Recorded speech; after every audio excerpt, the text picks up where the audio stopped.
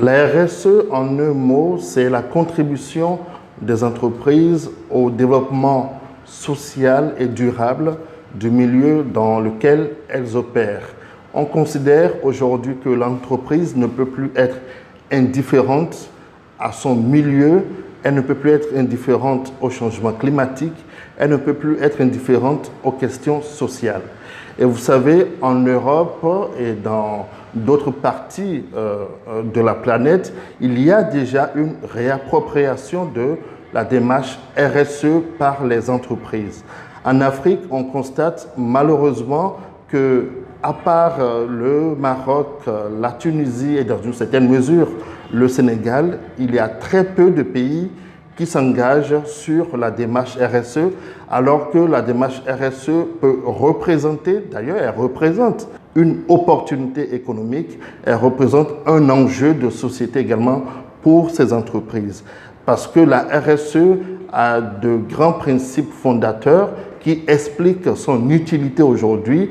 Je veux parler par exemple de la bonne gouvernance, du développement durable, de l'égalité professionnelle hommes et femmes, des questions de lutte contre la corruption et d'autres sujets également qui sont liés bien sûr aux activités communautaires qui peuvent booster le développement de là où l'entreprise opère. Les parties prenantes de l'entreprise dans son environnement, c'est qui? Ce sont d'abord ses salariés, ce sont les consommateurs, c'est l'État, ce sont les collectivités locales et d'autres parties prenantes. L'idée, c'est que si ces parties prenantes sont satisfaites de la démarche sociale ou environnementale de l'entreprise, bien évidemment, l'entreprise travaille sur sa réputation, elle travaille sur ce qui peut s'appeler son positionnement de visibilité. Et je vous donne un exemple.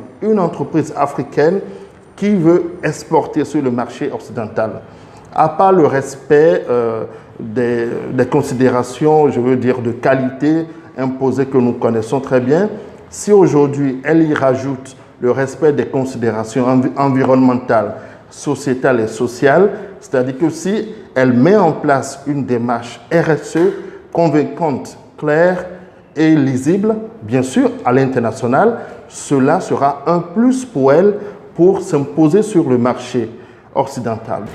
Mindo Consultant, en organisant le 20 septembre 2018 à Golden Tulip, le diplomate de Cotonou, les rencontres de la RSE, veut davantage impulser une bonne information autour de la démarche de la responsabilité sociétale de l'entreprise. L'idée est d'abord d'informer les chefs d'entreprise, mais pas que ceux-là, mais aussi les représentants d'associations, les représentants de l'État, des collectivités locales et d'autres personnes intéressées par les enjeux de la RSE. Et après, nous souhaitons que ces entreprises puissent s'engager sur la démarche RSE et même avant, puissent entre elles-mêmes créer un groupe de travail pour voir ce que la RSE peut être au Bénin.